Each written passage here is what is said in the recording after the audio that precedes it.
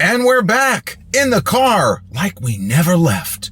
Welcome to the Confessions of a Not So Dangerous Mind podcast. I'd like to thank you all for spending some of your Saturday morning into early afternoon here with me in New York. But once again, we're going to skip past all that promotional jazz and get right to the guts of the episode. We will be temporarily not discussing movies in this one episode because today marks 5 years since the first piece of home gym equipment that yours truly ever owned arrived at the time my old apartment in Huntington Village, New York. And we all remember the craziness when more and more people started dropping from COVID. I had a lot of friends who got sick at the same time. Maybe you have a similar experience. A couple of them got really, really sick. And then my aunt, who had gone to Florida like March 10th or March 11th of 2020. She called my father. My dad, may he rest in peace, was so upset because Aunt Marcia was sick and tested positive. She recovered very fast. It hit her like a cold. But in the meantime, her friend who gave it to her ended up in the hospital. So we all remember what a just bonkers time it was. But I kind of sounded the alarm, not in a conventional sense. But in the second week of March of 2020, I just was kind of reading the tea leaves and everybody talking about there are going to be disruptions to our regular lives. Now, that's phraseology that I had never heard before. What does that even mean? Well, probably means that certain things are going to temporarily close. So make other arrangements. In the immortal words of Jim Carrey in The Truman Show, I'll make other arrangements. Make other arrangements. So I started to think to myself, I have gone to Bev Francis Powerhouse Gym. I started going there in January of 1993. We're now more than 27 years later. It is an enormous part of the fabric of my life from January 1993 until the second week of 2020, March. Would I be okay if all of the gyms closed down? What was going to happen to me? What would become of me? And for those who are new to the channel and are not workout fanatics, or where the process of having to get in a workout either every day or 5 days a week or 6 days a week, whatever the case might be, the mania that we experience when we are not able to do what we want to as far as our daily exercise, it's impossible to describe to a non-exercise person. But those of you who not only remember about 5 years ago when everyone began to scramble, but also the mindset of not being able to do what you want to do as far as exercise. So I went on Amazon and I found an elliptical, a lightweight elliptical. I found some adjustable dumbbells, the sand filled. I didn't really want to get too into it right away because I wasn't a mind reader. I'm not, amazing Karnak. I couldn't predict what the next couple of months were going to look like. The way I saw it, I'll buy something that is temporary, and if it's cheap enough, there would be no reason for me to get rid of it or sell it back. But in my mind, I needed something so that should shit continue to go sideways, or even worse than that, at least I would be able to do my cardio, do some kind of weight training, even though it's not going to be anything like Bev Francis Powerhouse Gym. But I had to have something. And I remember in the last couple of days at Bev's, according to, not my records, but according to Google, the last day that there's any record of me at Bev's Gym is March 14th of that year, and that was a Saturday. But I started talking to people at the gym, the previous week. Not everybody had the same takeaway as me. I wasn't necessarily making any judgments as far as whether what I thought was about to happen was correct or not correct, because there was no way to really know one way or the other at that point. There were still so many kind of questions and unknowns. Unfortunately, shit did continue to kind of go sideways, but I was talking to people and asking, are you going to buy stuff for home, or do you already have stuff for home? And I remember talking to a friend of mine, an eye doctor, who kind of not even in a joking way, but he said, you know, I've had a home gym for, I don't even know how many years. And he showed me pictures of it, and it was real badass. And then other people said, yeah, you didn't know I had a home gym. So these were people that suddenly I was jealous of, because even if things got closed down, assuming that you don't get sick, because that's a very important assumption, obviously. But the fact that these people were ready to go. They weren't going to miss a beat. Yes, miss the camaraderie of Bev's. We all know that. And other gyms on Long Island, whether it's places like Onyx or Unique Fitness or ProFit Deer Park or any of the really great gyms on Long Island that many of you frequent. But you got to have something. So when I put in the orders, or 3 separate orders through Amazon, and the first thing arrived today. The elliptical, which was a Sunny Health and Fitness Airwalker elliptical. Now, it cost $101 all in. When I say all in, meaning including, well, there's no shipping if you're an Amazon member. We all know that. But it was $101, including tax and everything. And you don't tip the driver, except if they're delivering fresh food or something like that. You don't even have the option to tip the driver. So $100 all in. It's like a 30 to 35 pound machine, portable, not a difficult assembly. And at least it was something, because also some of you who know me, I do a lot of cardio. Don't like to diet. You know, I know how to eat healthy. You know, the old joke is, I know how to eat out. I don't really eat out, but I don't stress over, the macros or anything like that the way that I did as a much younger person, where I would eat 6 perfectly sized and perfectly spaced meals every day. I reached a point in life, I don't really want to do that anymore. Do I need to have egg whites and grits 5 times a day? So the idea is that I just wanted a cardio machine. I wanted some light weights, baby. No, but I wanted some dumbbells that were at least serviceable, and a bench. And the elliptical showed up on the 15th, which I guess was a Sunday. And I had already made the decision at that point, you know, I'm going to sit this out. Let's just see what happens over the next week. Meaning I wasn't going to go to Bev's anymore. So, all right, you know what? I was only going to do cardio today anyhow. It's Sunday. I never actually did weights on Sunday.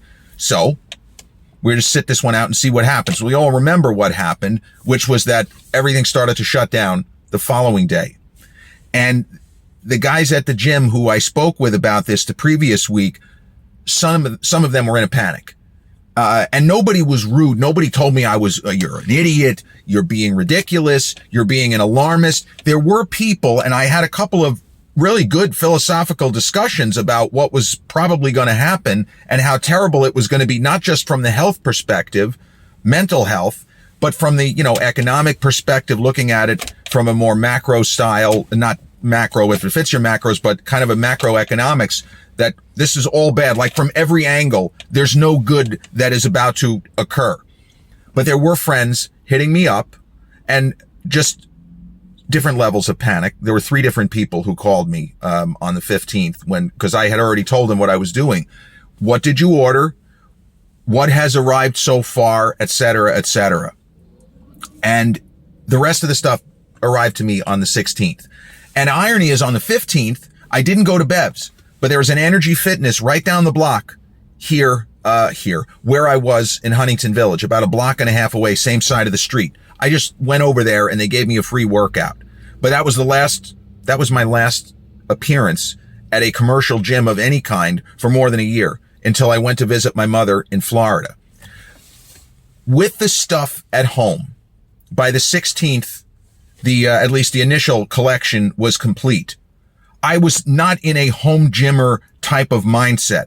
In my head, I was waiting for hopefully everything to settle down, and maybe in a month or so or less, we'll all be back at Bev's, and this will just be kind of a shitty memory. And maybe, 15 or 20 years from now, this will be a good memory or a kind of a wacky memory and nothing negative. Well, obviously we know that didn't happen. And I hope that none of you out there had family members who ended up passing or ending up in the hospital. I didn't have any family members who passed or ended up in the hospital. Some people got, brutally sick, but relatively speaking, I mean, I've had the flu twice, and both times I thought I was dying. I wasn't, but that's how hard it hits and can hit. So that's where it's a little tricky. There's feeling like you're going to die and actually being in danger of mortality. But my mindset did not shift. And this is where it gets tricky, because I know people, and maybe you know people, that at various points in their life did one or the other and not both. They went to commercial gyms full time, or they just worked out at home full time. And the only days where they might be at a commercial gym, that could be if they're on vacation and let's say they're at the hotel and there's no gym, or something along those lines. There are people who always had the balance, but I didn't know that to a large extent until all of this was going down.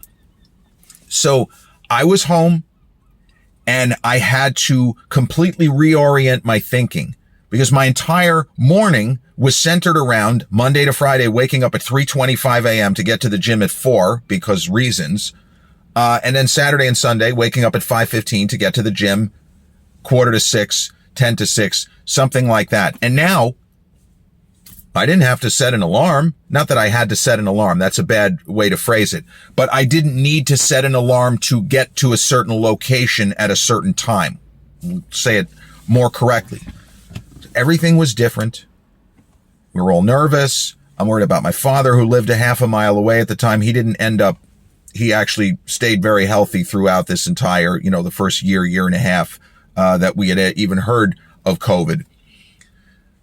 But I was still waking up early, kind of like DNA imprinting. I couldn't get out of the habit. I wasn't waking up at 3:25, but there were nights I'm going to sleep at midnight and I'm waking up at 4:30. Couldn't shake free of that psychological habit. Like there was some kind of a barrier that was just causing me to wake up even after 3.5 hours of sleep without any kind of artificial music blasting at 100 kind of thing, which is going to, awaken the dead, as they say. It was difficult just to realize I'm staying here. This is what I'm doing. And then other friends were, we would be sharing pictures back and forth, sending the stuff that I had and what do you have at home.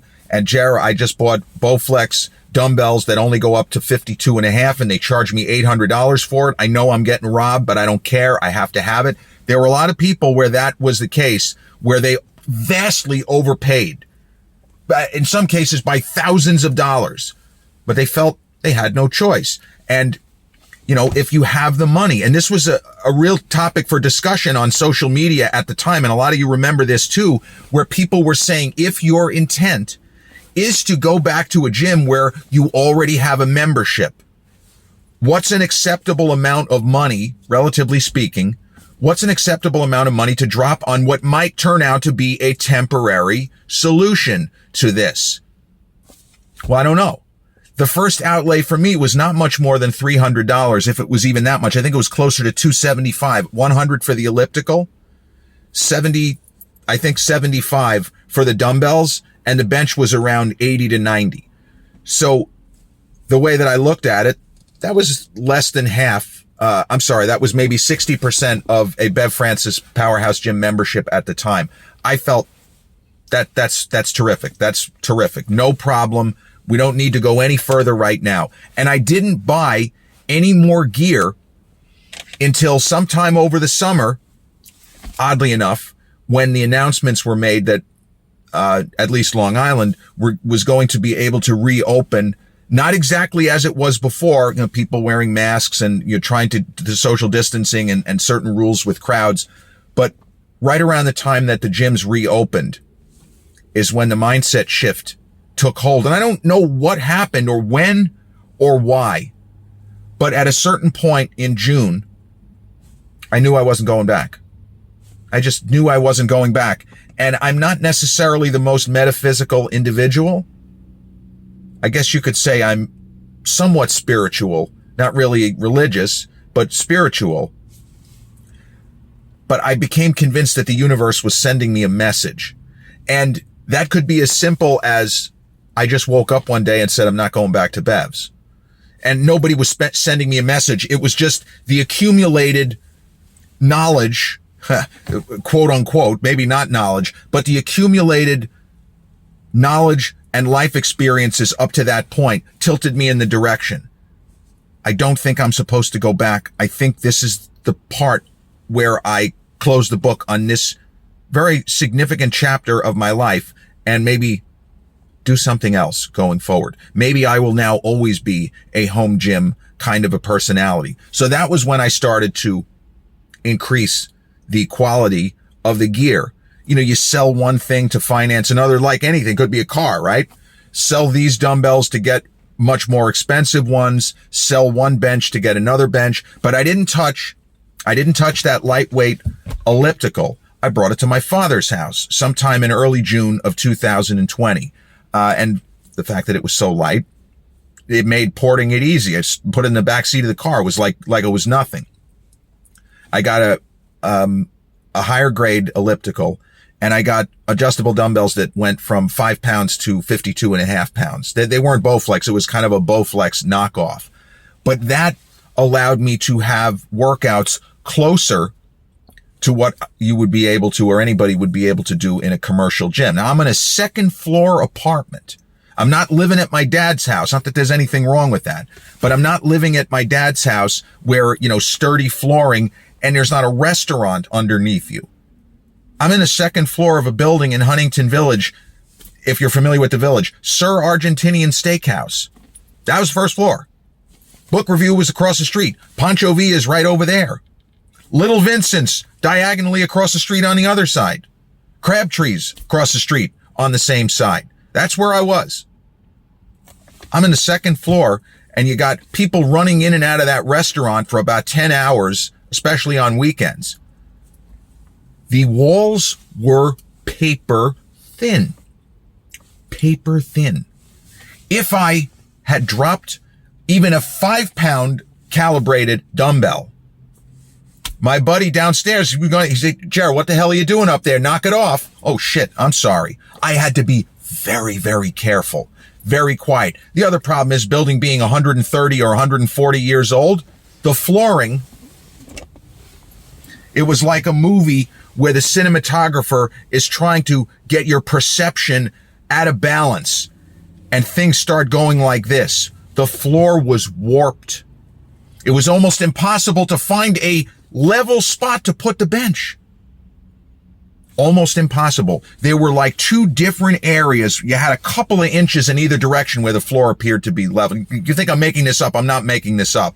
You can go in that building right now. The landlady tried to fix it she didn't try to fix it. She hired guys and she said, it's going to be better, but it's not going to, its building's just too old. We can't hack that much away.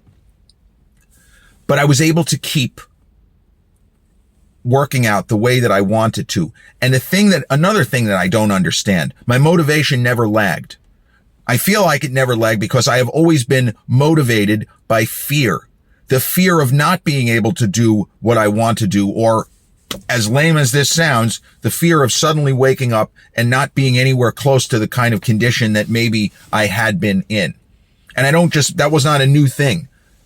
Why did I wake up at 3:25? Well, in my mind, I didn't have a choice. I tricked myself into believing none of this was a choice.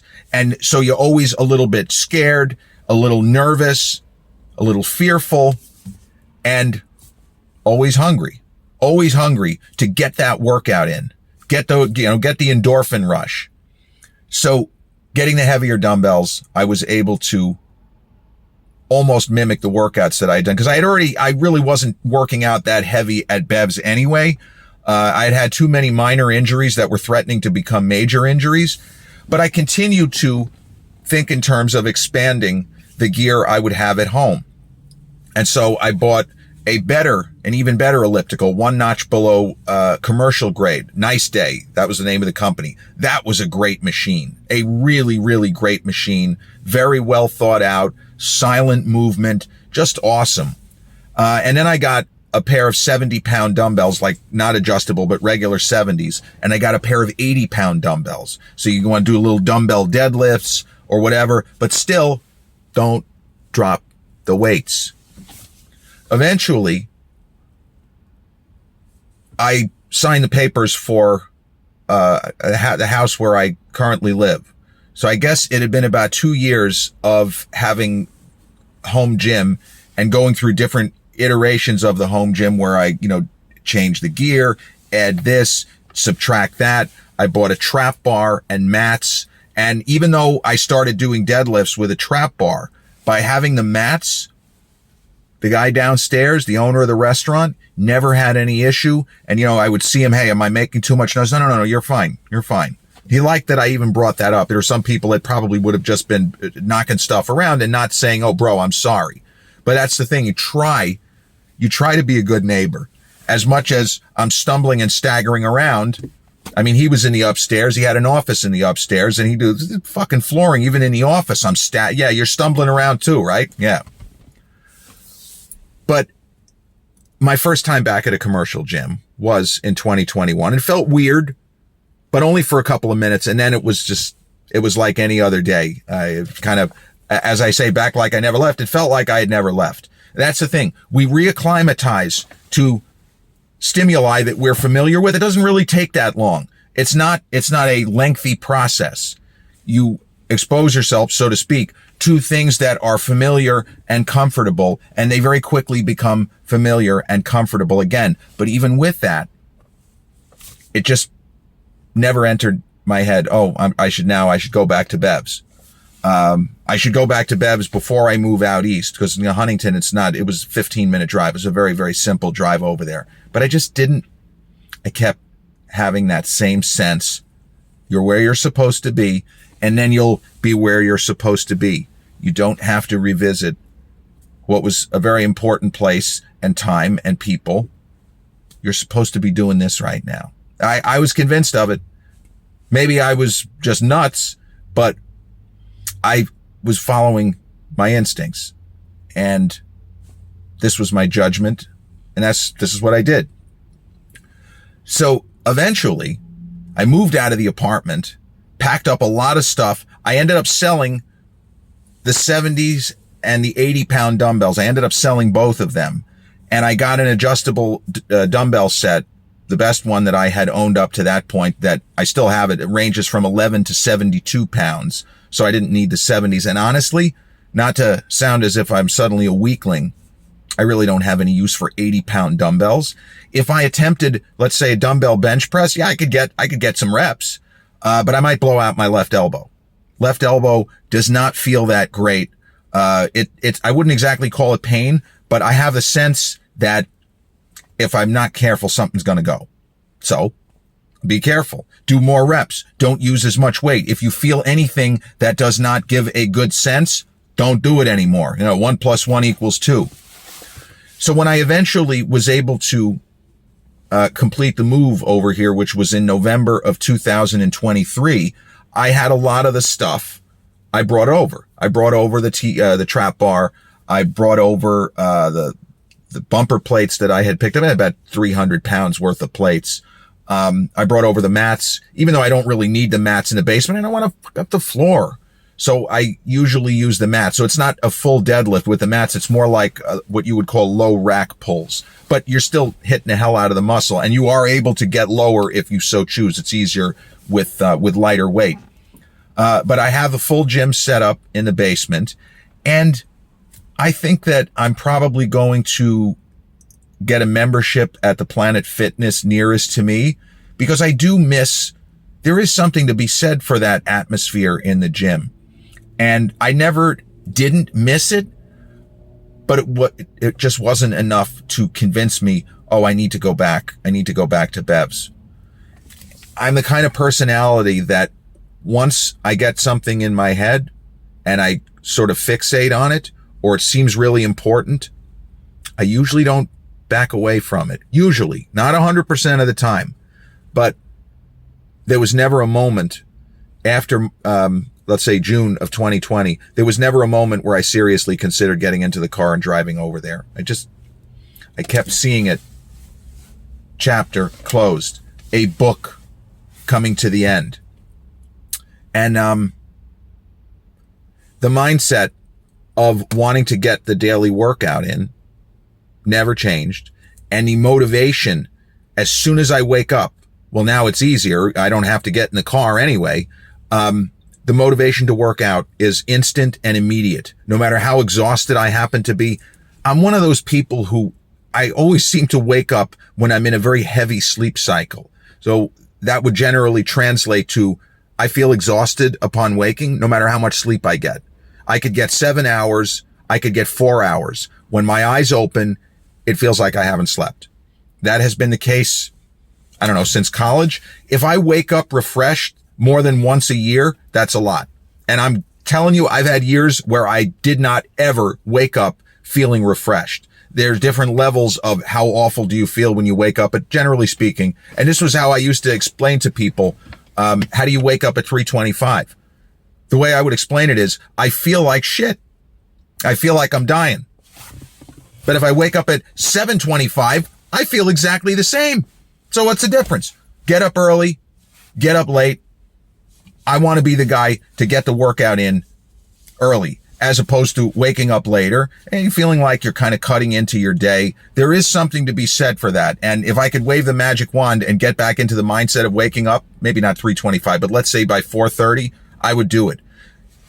I just feel more productive when I wake up early and get the workout in, whether it's a long workout or not, but get the workout in early. And it is true that there are certain things that the commercial gym is great for, the range of equipment, the motivating factors surrounding us, the atmosphere. It can't hurt. It can only help. It can only serve as a greater motivating force.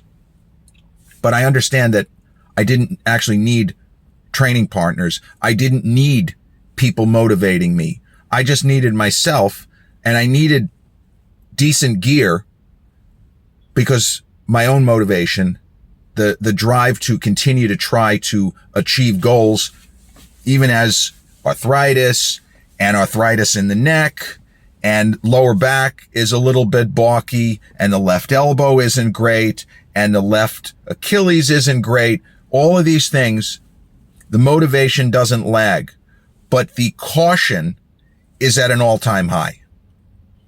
I do not ever want to miss time, quote unquote, due to injury. And I am willing to train differently to do as much as I possibly can to never end up in the hospital, you know? And I know people who their only way of going is full out 100% of the time. And as a younger person, that was my MO. I wouldn't have said it that way, but that was my MO. Heavy. And by the time I was in my late 30s, my body had started to break down as if I was a professional athlete. I'm just a guy doing deadlifts and doing squats. I'm not a professional athlete, just a random guy working out at a gym. But I saw a lot of people, quad ruptures, bicep tears, tricep tears. If it's possible for me to go the rest of my training life without ever needing a trip to the emergency room,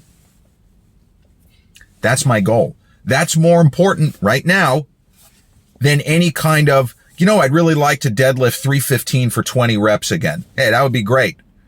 But if I attempted something like that, I believe that I would end up in a heap on the lifting platform and somebody needing to call 911.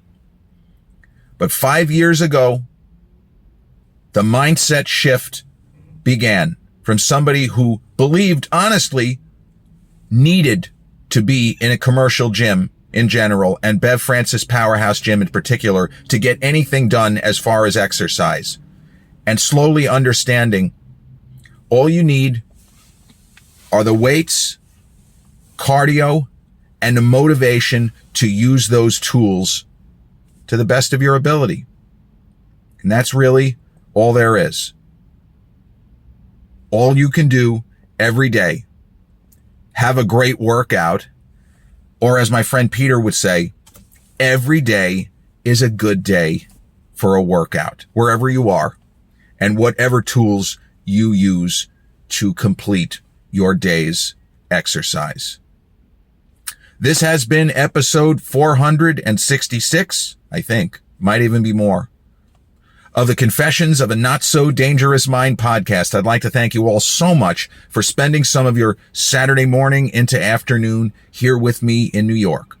But once again, too many colliding thoughts. If you check out this episode on the YouTube channel, haven't done so already, please click like, subscribe, comment, share, turn on those notifications. Or if you catch this episode on the audio platforms such as Podbean, Spotify, iTunes, or the others in which we're hosted, same general rule applies. Click like, subscribe, share, and turn on those notifications. I'll be back with a new episode real soon. Until then, peace.